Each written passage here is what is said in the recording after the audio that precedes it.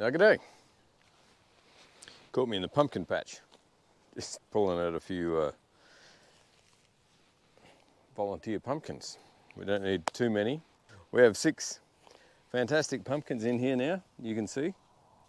The famous Queensland Kent pumpkin. And they seem to be growing quite well. You saw me lay the irrigation out for these and plant them out and mulch them in earlier videos. They seem to be going quite well, so quite happy with that. I definitely get plenty of sun at the moment. It's after 5 p.m. here in Australia, in the Australian Capital Territory, the nation's capital, in fact. The sun is still quite up there. And today has been quite warm. In fact, the last few days have been quite warm. Today was over 34 degrees Celsius, which equates to probably low to mid 90s in the F currency, as you know I call it. So there's definitely a lot of heat happening here at the moment, and you have a look around, it's, well, in Australia they make a coat, and it's called the dry as a bone. That's what this place is, dry as a bone. And if you don't know what that means, well, this is what it means. We desperately need some rain. I'm going to have a little bit of a walk around Griffetts Garden today. So, for the second episode of the weekend walk around. So let me grab you and we'll have a look around, because there's quite a lot that's changed since the last one. In fact, as you can tell by these guys that went in the ground not long ago, and you can see behind me there's a lot that's happened as well. So we'll have a little bit of a look around and go from there. That big thing up in the sky up there,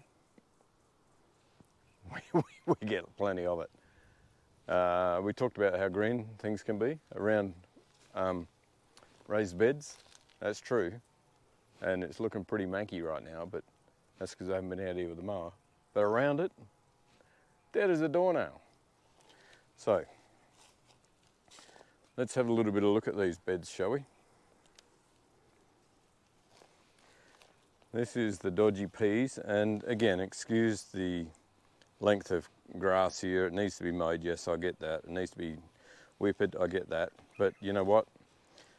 Bringing you guys a video of what's going on, instead of coming out here and mowing in 34/90 something degrees, is more important than actually coming out here and mowing this. So what you can see here is the garlic is gone. We'll do a different story about the garlic down the track, but that one is all been pulled up. Parsley, well, it's hard to get wrong with parsley, to be honest. Water, soil. Dodgy peas, as you well know. It's doing nothing but adding nitrogen to the soil at this point in time. A little bit more garlic left in there. And the dog on guard, of course. And under here you saw this garlic the other day, so we'll have a quick look. And we've also pulled some out of there. We're saving some for seed garlic. And again, I mentioned, we'll do a whole story on garlic a little bit later on. Cucumbers, check these guys out. I said I was going to stake them. I haven't been able to get to that just yet. But let's have a quick look at them. They are progressing really well.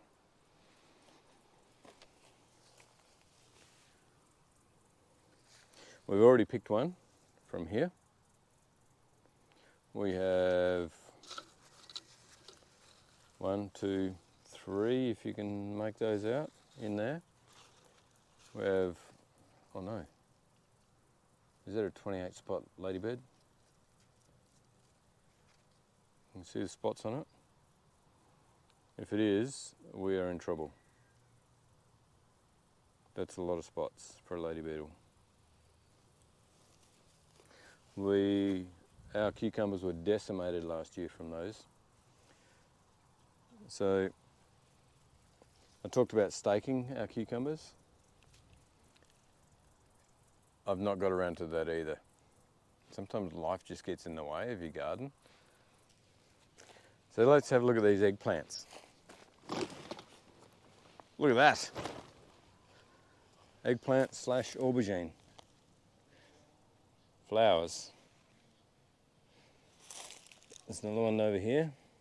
You can maybe see, maybe make that out.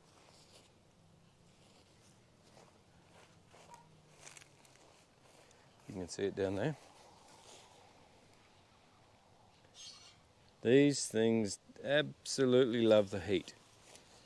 Having said that, irrigation is absolutely essential.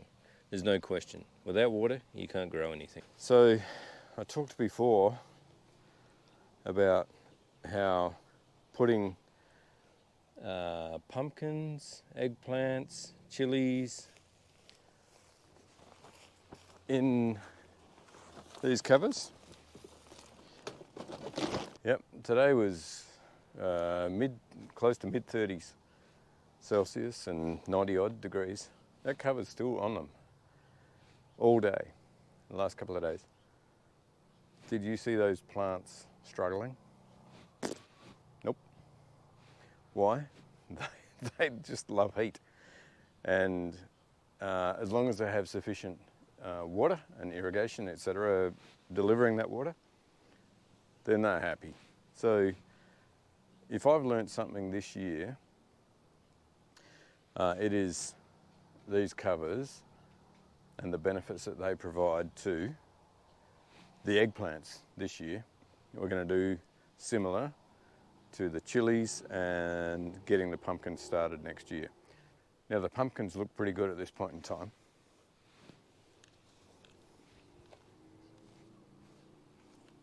Yes, they're probably a little bit wilty, but that's because it's still 30 odd degrees and they're in full sun. But that's what pumpkins do. In particular, you can see this guy here. This leaf here, that's what they do. They wilt in the heat of this day and they'll be as good as gold after that heat disappears. So let's go and have a look inside and see what's happening in there.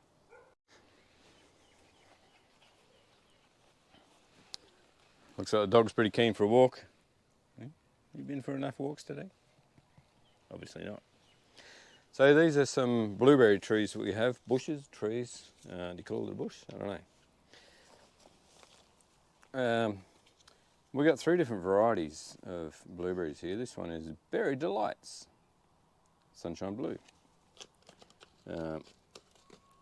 This one is that variety, and the other one is a similar variety. Does it probably matter if you have your tags in the blueberries or not? Probably not. It's about what fruit you get. These ones were heavily pruned last year, so you can see that from here, from over here, and more so even from here, that I hacked them back quite severely to regenerate them, to get some decent growth. There's a lot of small berries on there and they're a little bit spindly and all over the place, so they're probably not in the best pots. There is a plan to do some work with the blueberries here and within this space still, because they quite like it here. But we should get some more blueberries as a result. Soil, you know my number one thing, it's all about soil. Improving this will improve this.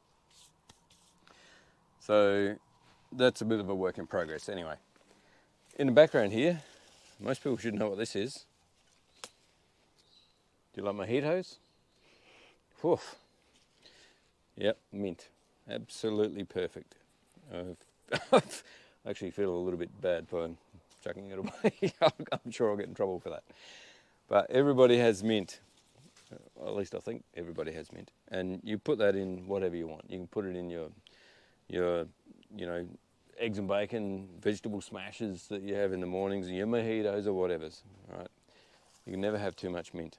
But the white fly, and I don't know if we'll see any come out of here, but definitely the white fly, there's probably other flies in here, but is something that you need to keep under control, otherwise you'll end up with all sorts of damage. But this time in Australia, springtime, almost early summer, mint just goes bonkers. So, you know, we'll cut large chunks of it off and put it in, we'll eat it. It's extraordinarily aromatic. Just, yeah, extraordinarily aromatic. The other thing that's aromatic is this rosemary. I don't know what other names it has other than rosemary, to be fair, but I'll see if I can find a picture and show you what this bush started like. Maybe 3 years ago. This had quite a trim the other day when we did a nice lamb roast on the Weber, and we just cut big branches off like this and laid it under the lamb. But you know, rosemary will grow anywhere. If you can't grow anything, try rosemary. It'll grow. And the benefits out of that from, again, the aroma with lamb, or even chopping it up with oregano, depending on where you're from, and thyme. You put those three together, chuck it in your roast vegetables, bingo bango, bongo. Super tasty. Let's have a quick look at the raspberries back here.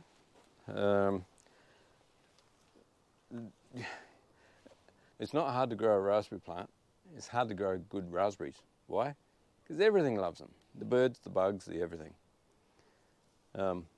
There's quite a few on here that are ready to eat. And you get things like this. Looks pretty manky, but you know what? Chickens absolutely love them. So guess where that's going? So there's some good raspberries back here. It's only the beginning, but we will get plenty of raspberries off of there. Over here we have an orange tree, and there's no large fruit, but there's quite a lot of smaller fruit. And still plenty of fruit being set, and even flowers still. So you're never going to get them all. Absolutely never get them all. And that's fine, because if a tree gets overloaded with fruit, then the tree suffers. So what does a tree do? It naturally, I can't really think of the word, but it'll get rid of, it'll prune itself, if you like, in terms of fruit. And again, I'm not getting the right words, but it'll offload a load of fruit so that it doesn't kill itself in the process. So we're looking forward to some good oranges off of that this year. This is a very nice apple tree. Has 3 different varieties on it, grafted onto the single rootstock. 1, 2, 3 different varieties of apples. Great way to grow apples in a suburban backyard. But sadly, you can notice, if you have a keen eye, there's not an apple on here. Not one apple. And yet I said it was a great tree. Why is that? We had a late frost, probably October, early October, something like that. And this was flowering very well. And along came the frost, knocked them all off. And that was the end of the flowers on this tree. So it's obviously an early fruiting variety. And where we live in the ACT, one of the coldest areas of Australia, with the late frost, destroyed the flowers. So we'll get nothing from this apple tree this year, except lots of wood to prune for next year. A very, very sad looking lavender bush. It's great for attracting bees, and it's probably seen its days for spring, so that'll need a prune. This, I hate this tree, I really do. It's the ugliest tree you could possibly think of. But it has 2 fantastic uses, maybe 3 if you count shade. Let's have a look around here, because you know, I might be 6 foot tall, but I'm not quite tall enough to get to the fruit.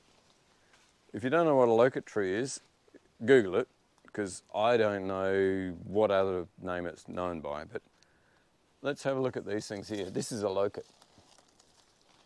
They kind of grow in a bunch, a little bit like grapes, I suppose. But this is a locust. What is it? It's a stone fruit. Bearing in mind that we had 34 degrees today, so it's probably nowhere near its best.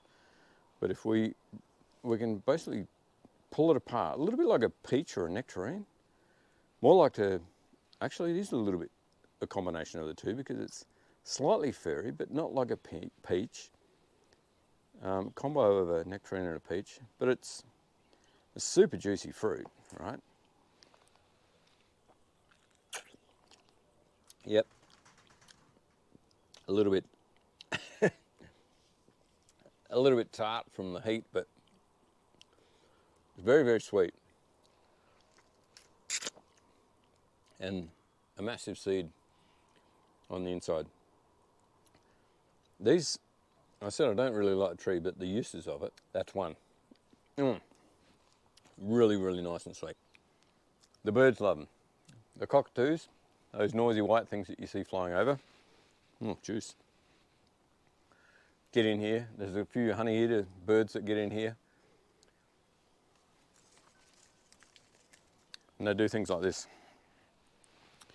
They get in there. Why? Because they're so sweet and juicy. And you can see a couple on the grass right here. They fall off. And you know what these are good for? Just like the raspberries, chickens. They already know something's coming.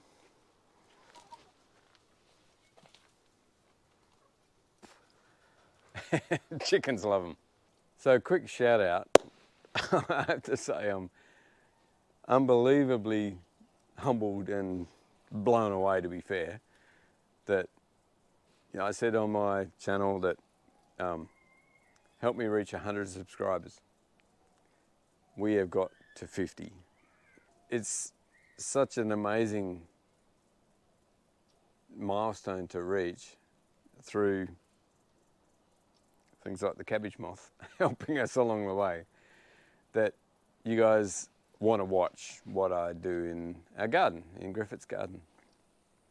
And I hope that you want to join us for a lot longer. But I do note though that something like, and I'm all new to this as you well know, but there's something like 80% of you don't subscribe. So if you want to, hit the subscribe button, hit the like button if you want, and all that sort of stuff. Whatever it is, you know how YouTube works as good as I do. So let's move along to what's happening in Griffetts Garden. Do you remember these things? This is the zucchini that we had in episode 1. Get a load of this. They're absolutely booming. We've already picked some zucchinis. This guy here is probably 2 or 3 days away from picking this one. So let's do this. Let's rip this off. What's going on here? This has not been pollinated. I talked about the first one not being pollinated. How do you know? Because of this tapering at the end. So there's male and female flowers required to have properly pollinated zucchinis. This one, it's never going to get any better. So this is probably dog food. This guy here though has been pollinated. You can tell because it's nice and uniform along its full length, as opposed to this guy, which was not. So when we say a couple of zucchini plants are enough, and here's another one. This is, I think, the second one. Look at that. That's what it'll end up like. Now, there's nothing wrong with that. It just means that it's early in the season and you don't have enough bees pollinating your zucchinis. So we have 2 zucchini plants here. And again, early in the season, never going to amount to anything. Rip it off. Stop sucking nutrients out of your plant. 2 zucchini plants there. 4 zucchini plants will absolutely be enough for your family. Moving down this bed, Did you see me plant the beans the other day? Look at this. Oh, actually, look at that. Something's eaten that one off. Always plant two. Always plant two seeds. Two. Because this can happen. You lose one. So that one obviously didn't come up either. There's two. There's two. There's two.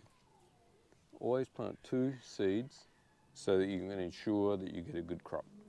So these beans, along with what we put down the back in the failed broad bean patch, let's come and have a quick look at that.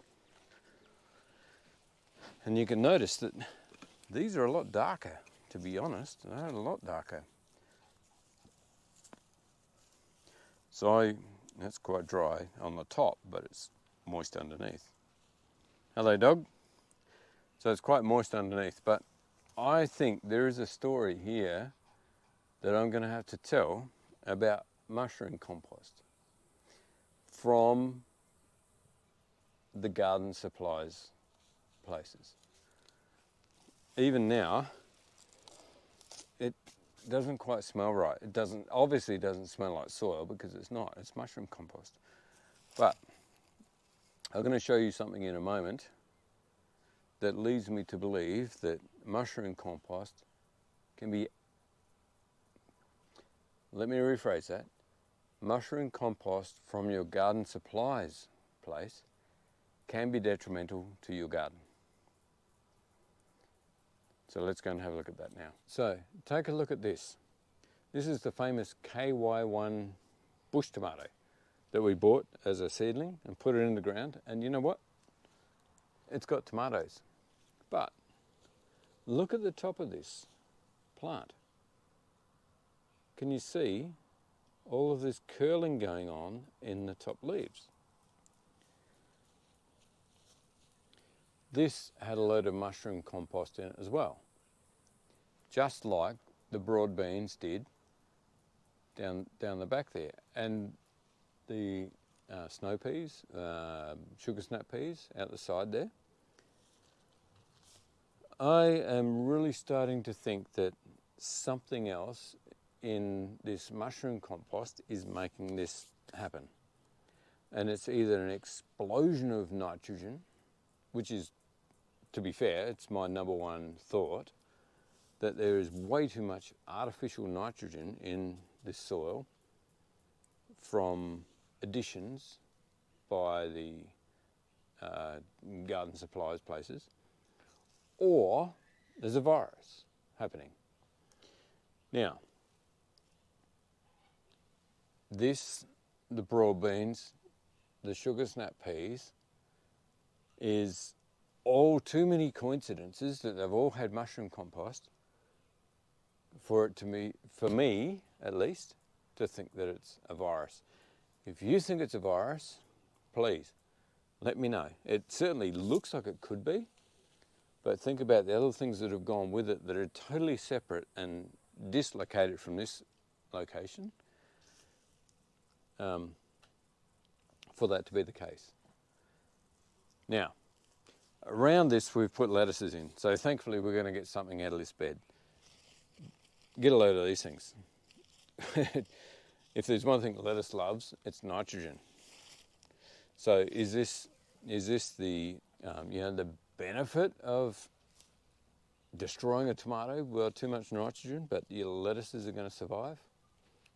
Oh, I don't know. Maybe that's the case. But you can tell these things are absolutely loving it, and they're a mixed bag. A couple of causes, actually 3 causes, butter lettuce and whatever that thing is over there, some other sort of lettuce. All goes great on salad, right? They're still flowering. You can still see the flowers. They have fruit, but the emerging leaves are just, no good. So what is it? I don't know. Let me know. Put it in the comments.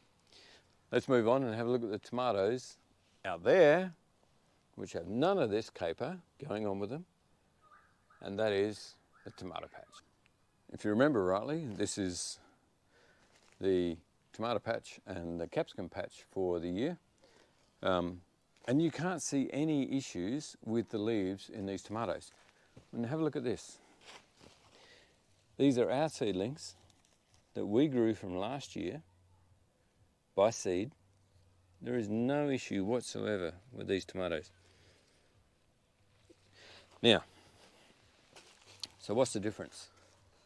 Did we put mushroom compost in here? We did, but only a small amount. We did not overload it with like what we did out there in the beds. The other major thing is, you saw me with the rotary hoe digging all this in. And so it was incorporated a hell of a lot more than what it is out there. So there's a couple of reasons why I think it is to do with what's in the mushroom compost. The concentration of whatever it is in that mushroom compost out there, evident by that tomato, those broad beans that I pulled out, and those sugar snap peas that are struggling. Here, you probably can't get much more healthy tomatoes. Now have a look at the size of the stems on these things. These are the bush tomatoes. These ones are a little different. These are a stick tomato, but they're also quite a spindly tomato by definition. And that guy there will probably get pruned anyway, but that's a very thin, tall, leggy tomato. This one, this is the yellow globe tomato. Look at that thing. Is that struggling? I don't think so. And have a look at the capsicums down there. Quick look. In fact, get a load of that.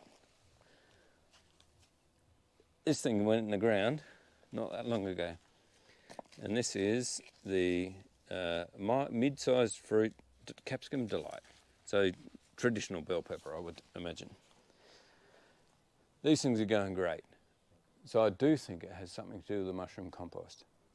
So another quick update on the butternut pumpkins out of the seedling nursery that we grew ourselves. This is a, look at it go.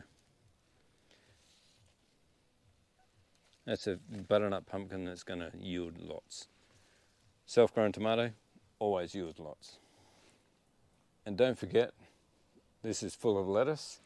We just have to pull all the billion tomatoes out, and you can already see here we have lettuces in amongst the billion tomatoes.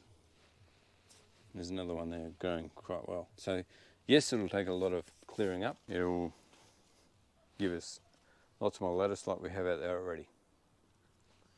And it must be getting close to dinner time. The dog's slightly distracted, but this corn is looking a lot larger than it was last time you saw it, as is the cooch that's coming through. One of the problems with growing anything in a raised bed is what comes in underneath. That's fine. There's problems and benefits with any way you grow things. So quick look at the corn, that's growing quite well. These are the chillies, and something has got into those. You know what? You're always going to have ups and downs in urban gardening, right? What's going on there? Not entirely sure. Compared to this one, looks perfectly fine. And even this one, what's going to eat a chilli? I don't know. But you know what? There'll be more than enough cayenne chilies off of those 4 plants for the year. And we'll have some fantastic chili sauce, chili oil, you name it, we're going to have some brilliant things off of these, that's for sure. Well, I think that's more than enough for one video. So I guess that's it for this time from Griffetts Garden. So thanks for watching, and we'll see you next time.